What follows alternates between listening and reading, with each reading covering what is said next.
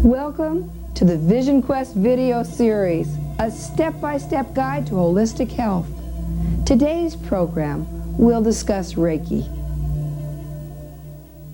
Well, my name is Shelley Lesson Stockwell, and I'm a hypnotherapist, transpersonal hypnotherapist, which means that I'm very interested in all states of consciousness, the subconscious and the conscious and the superconscious, the part of us that knows expanded things like past lives and future lives and is very intuitive, highly creative.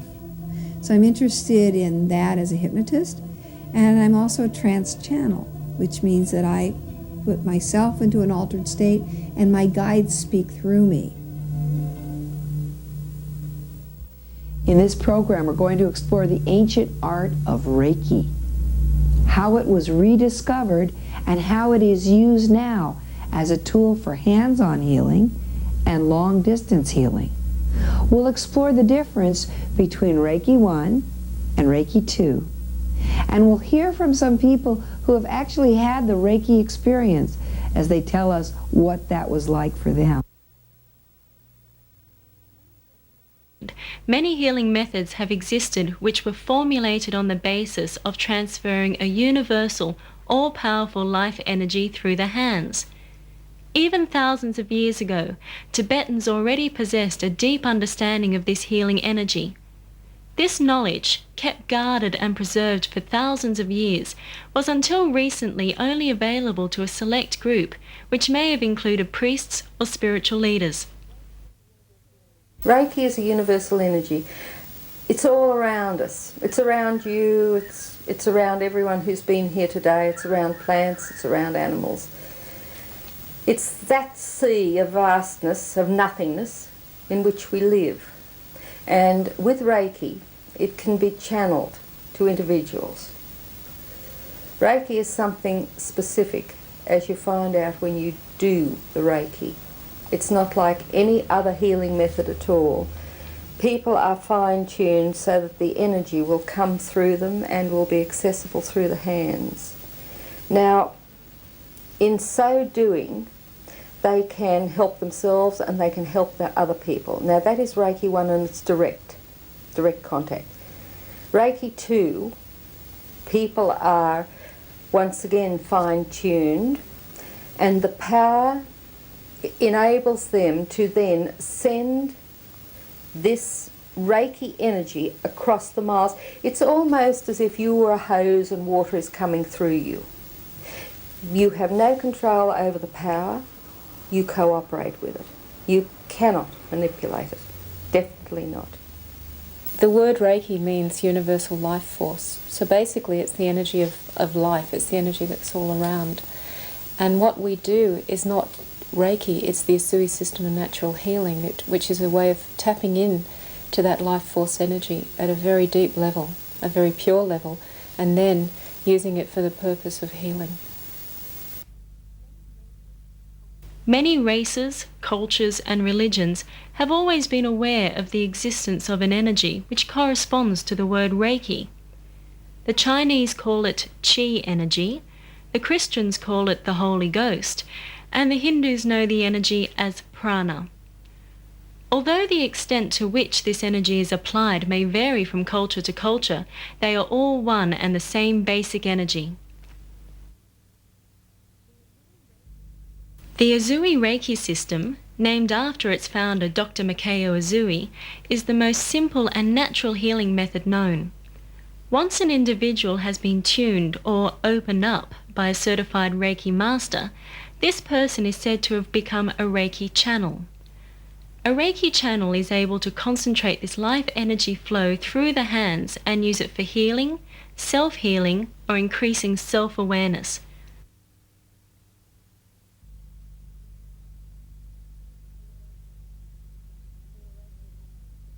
In the Reiki Alliance, which I'm a member of, the Reiki Alliance is a group of masters throughout the world who got together and basically over 3 years came up with some guidelines as to what is an Asui master and what isn't. And basically there's a like each person who becomes a Reiki master brings their own personal slant to what they're doing. But there's like an area within which the Asui system falls. And the Reiki Alliance took about 3 years to try and work out what these borders were, what the boundaries were. So an Asui master trains for a certain amount of time, and the commitment that they make is a very large commitment in terms of this is how I'm going to live my life. So it's you commit yourself to leading a lifestyle or to practicing. It's a set of practices and disciplines. And part of that is teaching courses, so that's all part of the commitment. Other paths have lowered the commitment, so they've made it available to more people. And they shorten the time needed, and they shorten the time in the courses. In my courses are taught over 2 weekends, over a weekend, the 2 days of the weekend, and then the evening before if people want to come along. So that's open. And you have 4 initiations over that time, and you need in what I do, you need the time. I mean, you couldn't just give it all at once. But in these other paths, they've brought it down to 1 day, and you can do the 1st and 2nd degree together, and there are package deals, which I mean, you can tell in my voice I'm not, I don't really support that practice. It's not the Asui system. And in Japan, in the time where this system came about, what would happen is that if you rose to a master level and then suddenly you figured that you had something else to teach that came from within, then you would then become the Grand Master of your own system of natural healing or your own system of martial arts or whatever it is. But what's happened here is that people have done that, but they haven't actually verbalized it. They haven't said, this is what we're doing. So I think there's a lot of confusion in the Reiki world as to who's doing what. Basically, the differences to my mind are the levels, the depths at which people tap into the energy. I just don't believe that you get I don't believe you can become a Reiki master in 6 weeks.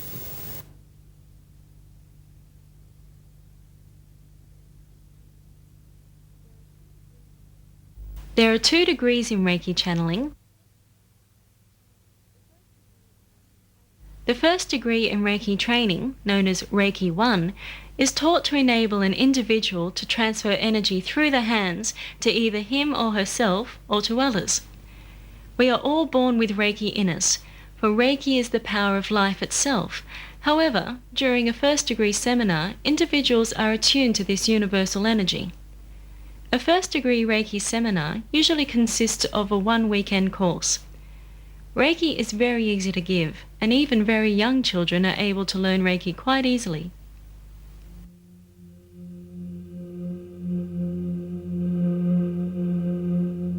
After the second seminar, Reiki energy will start to flow through the hands and body quite effectively, and many people find they are able to intensify the effect of the hands-on healing and carry out absentee healing, or healing without needing to have direct bodily contact. Second degree Reiki enables greater flexibility while increasing the effectiveness of a healing treatment.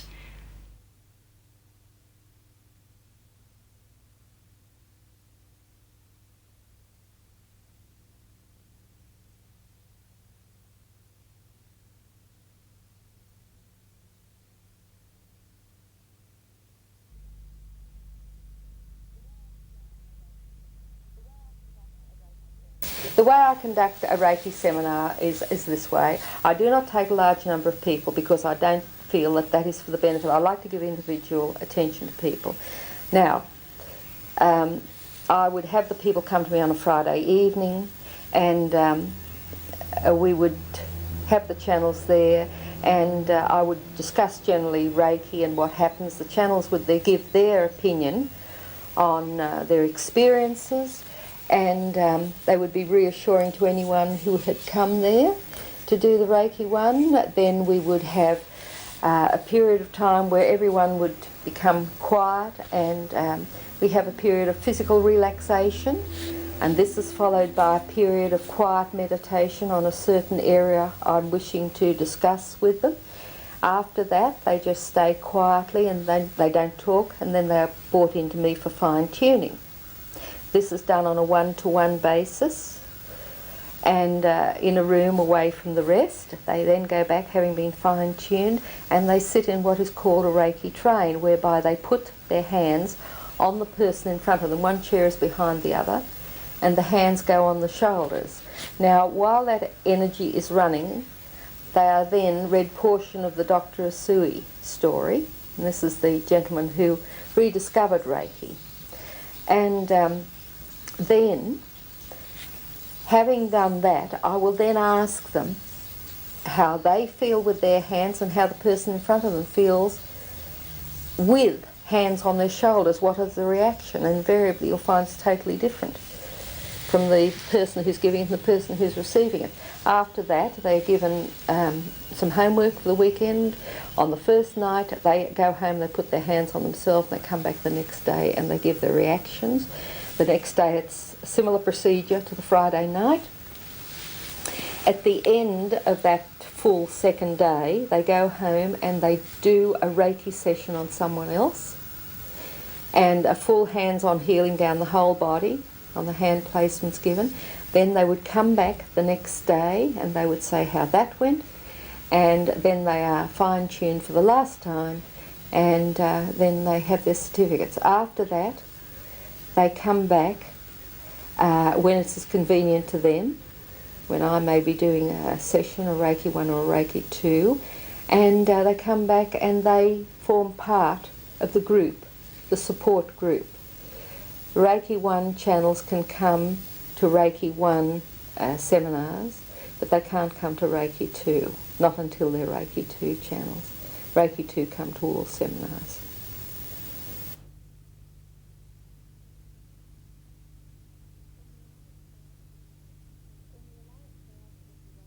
In the Alliance, they ask that you wait for 3 months before you initiate somebody into the second degree. So anybody can be initiated into the first degree. And there's a sort of a guideline. It's not a rule, but a guideline. So the second degree is like 3 months, and then they say 3 years for a Reiki master. And then they ask their people not to initiate Reiki masters under 3 years, so that you're supposed to have been practicing for 3 years. In my particular lineage, my Reiki master opened the way for me to do the master's initiation, and she doesn't give that to people until it's the right time. There's a readiness about it. And basically that's the way it should be. You know, if I initiate somebody as a Reiki master, I feel a readiness about the time. And the longer you wait, the better.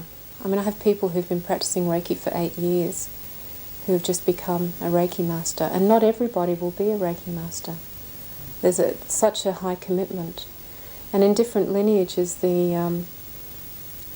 I guess people feel differently. Like some people will initiate many masters, and some people will initiate a few. The reason these guidelines came into play was because people were just being initiated too quickly. You know, I did my second degree 10 days after I did my first degree. And one year, my Reiki master came from Canada. She was only here for 3 weeks. And she knew all the people that she initiated from the meditation that we'd done together, so that she knew that we could handle that energy. And yet still, I don't know the difference between the first and the second degree. So I'm not aware of the step up, where I have students who wait for 6 months or a year, and when they take the second degree, you can really see that it's another step, another level of energy, and they're ready for it too.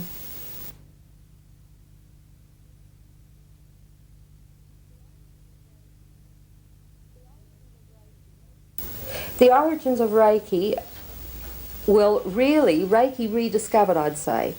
Go back to the last century, the 19th century, I beg your pardon. They go back then when a Japanese Christian theologian, minister, was teaching his class one day in Kyoto, Japan, and one of the students said, well, virtually, it appears you've told us this, that and the other thing about the Bible, now show us how to heal, how Jesus healed with the hands. And Dr.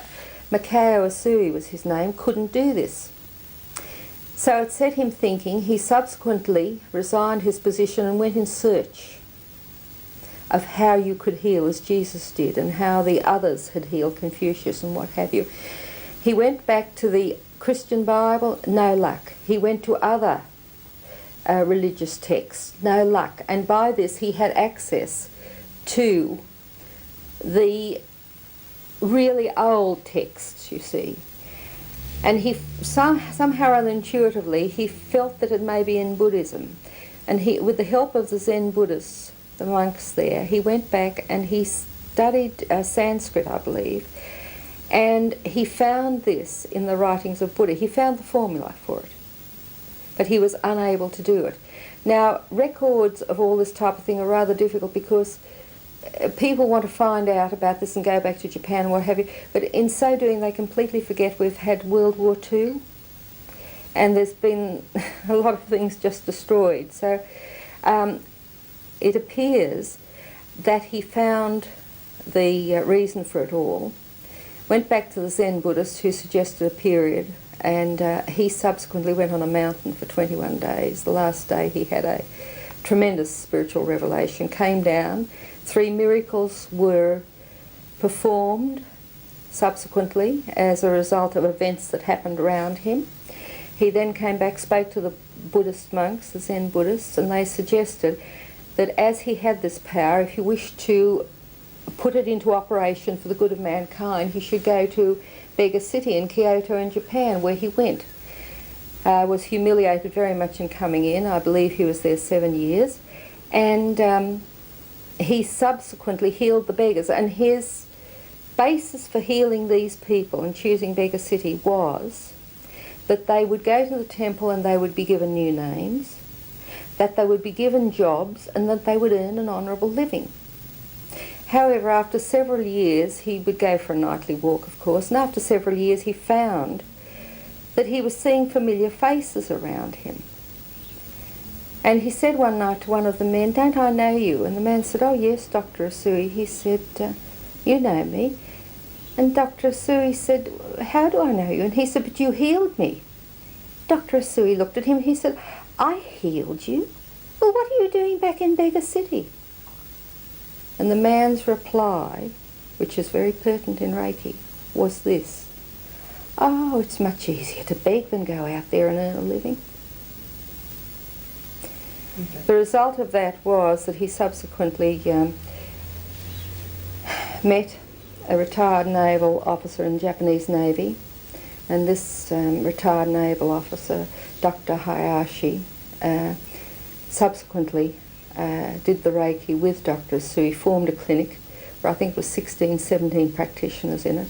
Hawat Carter came over, an American Japanese lady came over to Japan through synchronicity, subsequent events, one leading on to the other, etc.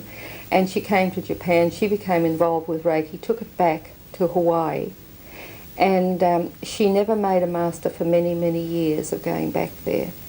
And it really was quite astonishing what she did with Reiki.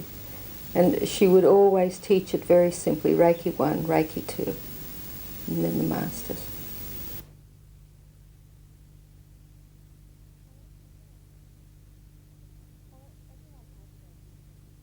Well, everyone has Reiki because it's the life force energy, so it's not something that you either have or you don't have. What we do is we attune people to that energy like a radio receiver. So it's like everybody is a radio receiver and there are radio waves all around. But when you get attuned to that station and then the power's turned on, then you can do it. And it's the same for everybody. I've never met anybody who can't do it. I've met some people who do the course and then don't use it. But I've never met anybody who can't do it once they've been initiated. The practice of Reiki in daily life has enabled many Reiki channels to regain their balance physically, emotionally, mentally, and spiritually. Emotional blockages and past trauma may be released during Reiki practice over time, restoring and balancing the energy within. In fact, most of them are caused by... See, the blockages start subtle, and then by the time you get to a disease, the blockages are already in place. Most energy healings work on that level. If you only... I mean, the way I see it is like a river system. If you have a river system and suddenly you have a block, then water is going to build up, and at some stage it'll overflow. And at that overflowing stage, usually what people do is they go and take an aspirin or something, and they keep it in place. It's like they build the dam even higher and higher. And then it's got to really give somewhere where the drugs won't work, or the disease gets stronger and stronger. So if you start removing those blocks, and many diseases are created on the emotional and mental level. The beauty of Reiki is that it bypasses the mind, so you don't actually have to know what's going on for a person. You put your hands on, they draw the energy to where they need it, and they'll start working through the levels.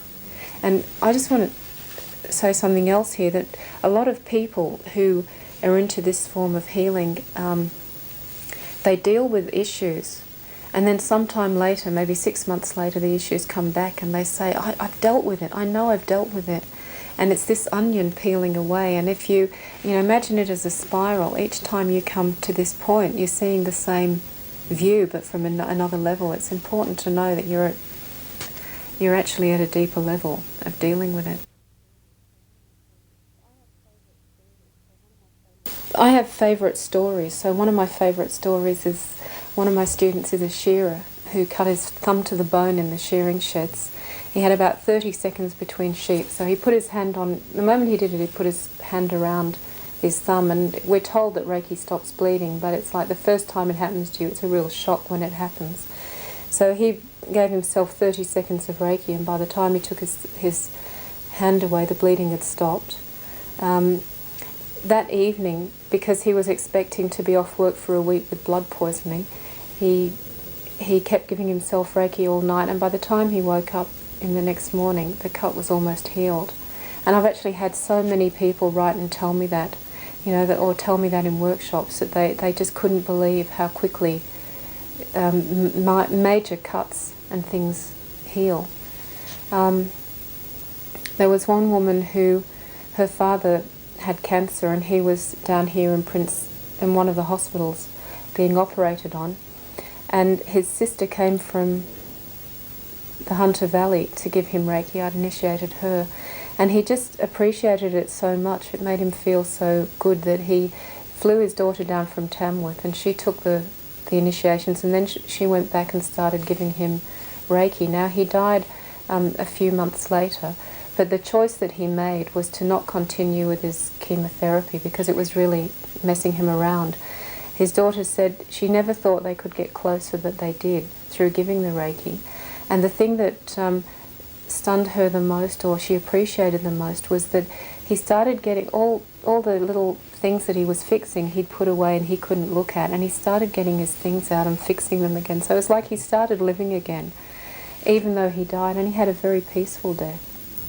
Then we have a chappie who had a tree fell on his head. He was taking a tree out, it fell on his head, cracked the skull. It was a major operation. He was left without long or short-term memory, and he could only lift his eyes with his fingers. He was in intensive care when I heard about this, and had been for, I think it was over a week, and his speech, of course, was very halting, and he could only look at you by holding his eyes open with his hands, with his fingers. I started raking, sending the energy, and the day after I started, he was off the life support system and everything else, and put back into the normal ward. No one could understand, the doctors, nurses, specialists couldn't understand it. And subsequently he came out, and then something happened whereby he went back in because he wasn't given the proper instructions when he left the hospital. And he went back in, and the specialist said there was air to the brain. They had to go in and redo the whole operation again. I had started the healing, the absent healing, and his wife commented he was extraordinarily calm about it the night before the second operation. He came through and was back in the normal ward after this long, intense operation. And no support systems, no life support system. I mean, it just goes on and on and on. You'd become bored with hearing all these tales of success. Hands started getting warm in all different areas, which is a little bit unusual when you... And just different. I can't remember who had their hands over my eyes, but I got some incredible colours. Nobody had said anything about just some blues and some green, and fading into pink, almost like a flashbulb had gone off, but just colours.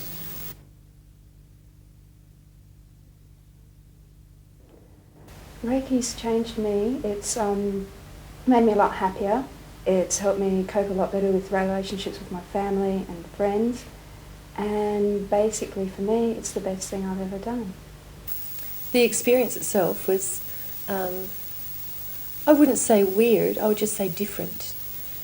I realised there was a whole sort of peace in the room.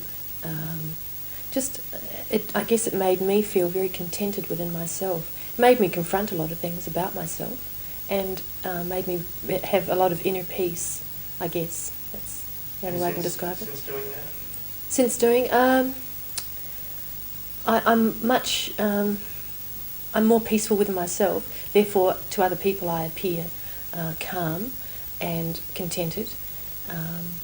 People don't, I'm not as short-tempered with people, I have more patience. Well, it changed me because I'm a lot more peaceful than what I was, and I'm a lot happier than I was. And I had a few traumatic goes at trying to be nice prior to that, but Reiki was just the answer, as well as it made me more religious than I was, and I help people more. Well, I really don't know how I can explain that. It's such a personal experience. I feel that I get far more out of life. I feel I'm far more appreciative of life. I understand my fellow human beings much more. I also see now why they have problems. Why problems are of their own making, and why problems at other times seem to me to be as if they're being tested. That they have to find out a solution, they have to find it out by themselves, and until they find that solution they don't advance. I feel you can help other people so much and no more, but I would never regret doing it, although when I first went to Reiki I was virtually dragged there screaming because no way did I want to go. I'd always been interested in healing, and I had experienced a horrific death of someone very close to me. And as far as I was concerned, if there was a God, if there was any superior power, that would have never, it couldn't happen. In all fairness, the fairness of life, it could never have happened. So of course when I was asked to hear this lady who'd come from America, I objected very strongly. And when I went in, I was very rude to the lady on the door, which is not my way. And I said to her, look, I'm not here by choice. I've been dragged here tonight, and I just didn't want to come. Oh, and she sort of thought, well, I don't think I'll put her out tonight. I won't worry her. So I went and I sat down, and then when the Reverend Beth Gray came out and started to talk, I thought, this is what I've always wanted. And I was the first one at the table that night to pay my money to do the Reiki. And it's sure been something for me.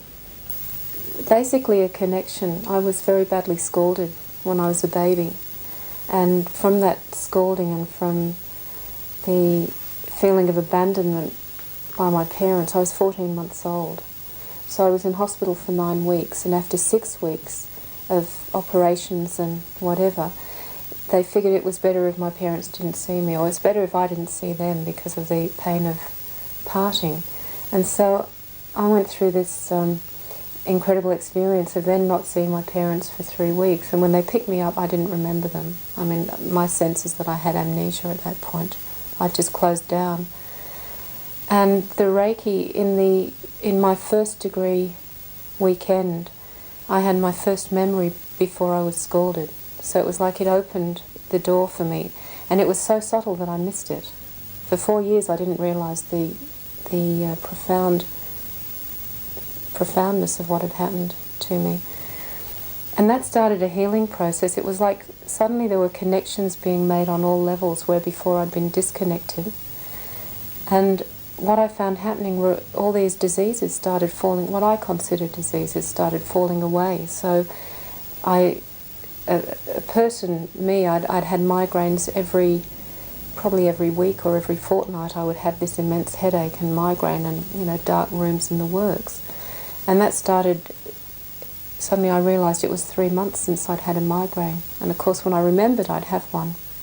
And then it was 6 months, and then it was a year. And then finally I hadn't had one for 6 years. So my migraines left. I used to get very bad bronchitis every year. That disappeared about 3 years after I was initiated into Reiki. My daughter, who was initiated at the same time when she was 6, gave me Reiki, and I gave her Reiki. And I guess the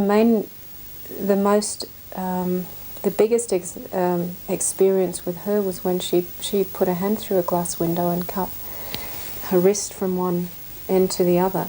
And I just had my hand over it, and we whisked her off to the children's hospital, and she went through a 2.5 hour microsurgery operation. And the surgeon couldn't believe how quickly the nerves were growing back. Not only that, she didn't need any painkillers before the operation because she was given Reiki, and she was back at gym 5 weeks later. I mean, there's just so much, and I use it on my whole family. I don't know what I'd do without it. The benefits are so great.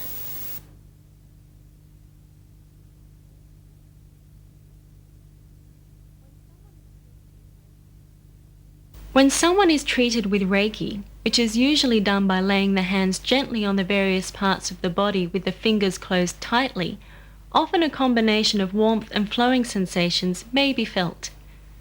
The recipient will often feel the flowing energy noticeably, as well as the sensation of warmth, although, as in many cases, the hands of the Reiki channel may in fact be quite cold. Physically, well, you see, it's different for different people. That's why we do the Reiki train, and that's why a person will lie on the massage table and have the hands on them, because my hands may be feeling nothing at all, and the person who is the recipient of this energy may say, your hands are burning through my skin, take them off. And it's so different with each person. Another person can find it freezing cold, and then after a short while it'll all warm. Whereas the person whose hands may be transmitting this energy will feel no difference at all in their hands. Well, at first I usually find that I'm aware of the heat. So I feel that when I'm lying on a table, first I feel the hands get really hot. Well, sometimes they don't, sometimes they're cold, but I find that I feel these waves of almost relaxation coming over me.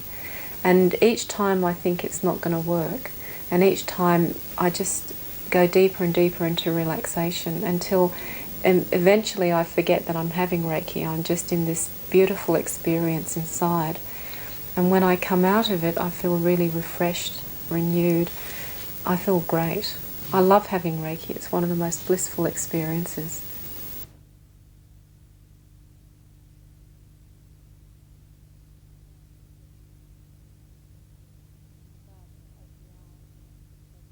So you start over the eyes, the temples, behind the head, the throat, then the chest area and the heart. Now when I got to the chest area and the heart, that's when I felt the most. And I said, I think I said something to Adam at that point, I'm not sure. It might have been when I was actually working on his body, because I kept wanting to go back to the heart.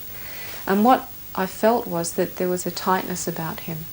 And I've given Adam Reiki before, so I know how he usually responds into it, and I felt that because there were camera and lights that wasn't happening, and that's when I talked about, are you shy? because I could feel it.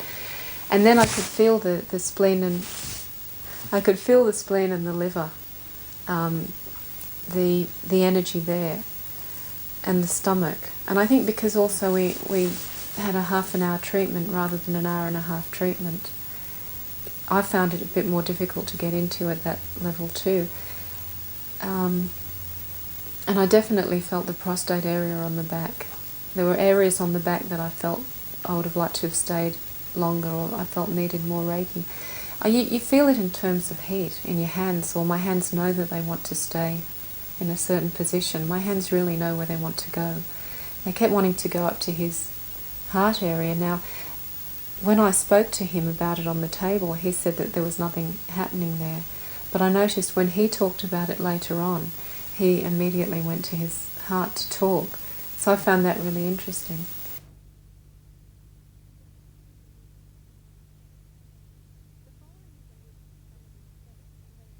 The following is a list of some of the effects that Reiki may produce.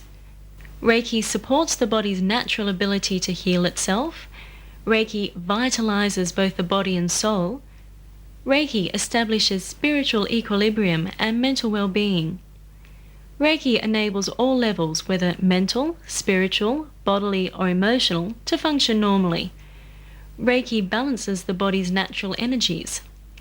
Reiki loosens up blocked energy and produces a state of total relaxation. Reiki cleanses the body of poisons, and Reiki provides an extremely pleasant and holistic method of healing.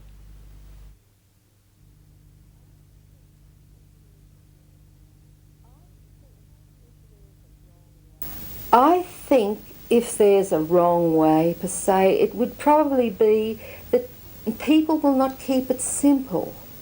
They add this and they think they should add that and something else, and then they start getting confused about things. And it's almost as if one energy is pulling against another energy and everything's going all over the place. If they just keep it simple, no problems at all. I wouldn't advise people who are highly imaginative or people who have psychological disturbances to do it. Why is that? Well, I think it could be too powerful for them, really. I mean, they could go off at a tangent and imagine all sorts of things were happening when they weren't happening at all. They could put the wrong constructions on things, you know? I mean, if they cry, for instance, as some people do with this, oh, well, that may start memories coming up in their mind that they just don't want to face. So, oh, you know, that's no good to you, that sort of stuff. And I mean, whether it was Reiki or anything else, they'd be like that. They'd run the other way. It's a case of fight or flight. I think the main thing is the integrity of the person who's giving it, and because you're in a very open, vulnerable space when you're giving it. So there are people that I wouldn't let give me Reiki, not because I don't trust the Reiki, but because I wouldn't trust that person. And there are people who do Reiki but are not attuned to the Usui system. I wouldn't receive that either, because it just doesn't feel right for me. And I think you just honour your own feelings. The precaution really, the responsibility really stays with the person who's looking for it. You know, like people give what they have to give, and I honour that. But my responsibility is that I make sure that if something doesn't feel right for me, then I don't go along with it. Mm-hmm. And I do think there are precautions. If you're giving Reiki, just be very aware of what you're saying, because people are vulnerable and it's just unfair to, you know, you have to be really clear whether it's your stuff or you're really sensing something, intuiting something. And I think that takes a long time to do. I think there are a lot of people who are giving Reiki that, a classic example, one of my students, when I went on holiday, she went to another practitioner and she said the Reiki was okay, but she felt like murdering this woman because she kept telling her all this stuff which was nothing to do with the student. I mean, this was just a sheer projection on this woman's part. And it's like people get caught up in doing psychic readings and they're not even reading the person, you know, they're just giving their own.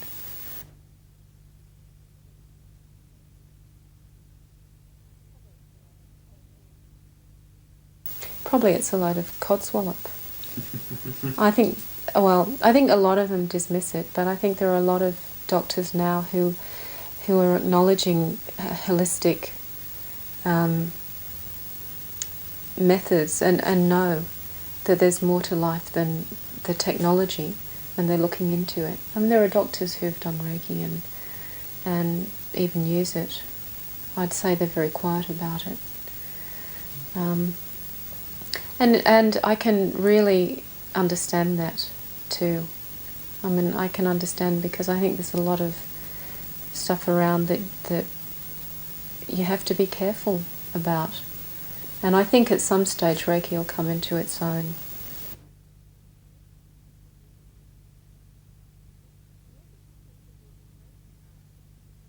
The ethical principles of Reiki are: just for today, do not worry. Just for today, do not anger. Honour your parents, teachers and elders. Earn your living honestly and show gratitude to everything.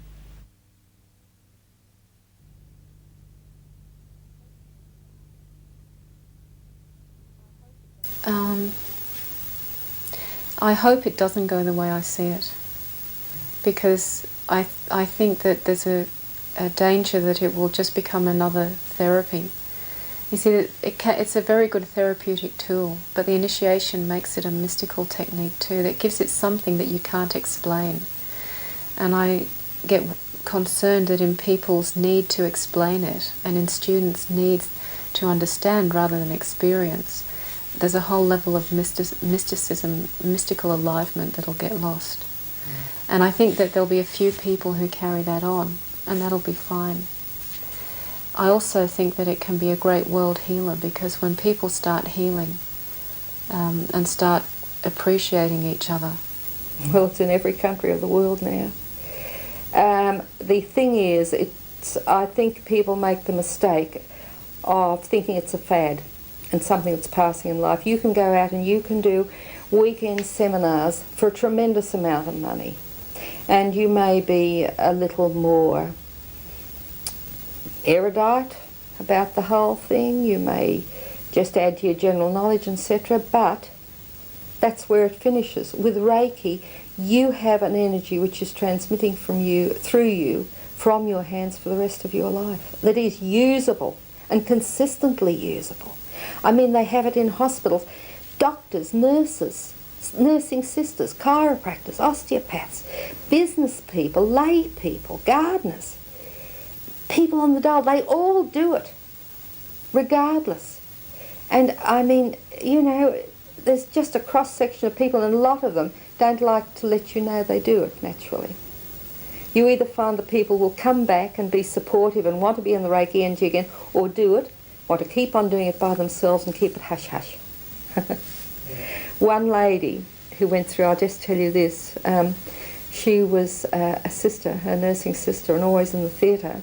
And there was a particularly difficult operation with this doctor on a dreadfully impacted wisdom tooth this day. He was getting nowhere, and she thought to herself, I must start the Reiki energy. No sooner had she started it than that wisdom tooth came out so easily. And the doctor looked at her and he said to her, what were you doing? Were you praying?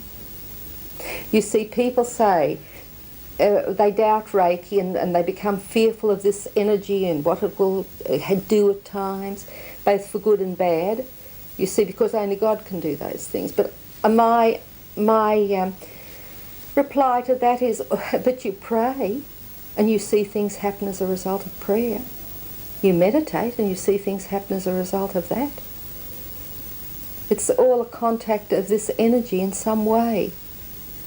But Reiki is consistent. I mean, all you would need to do is speak to channels. Don't speak to me, but speak to all the channels, hear their stories.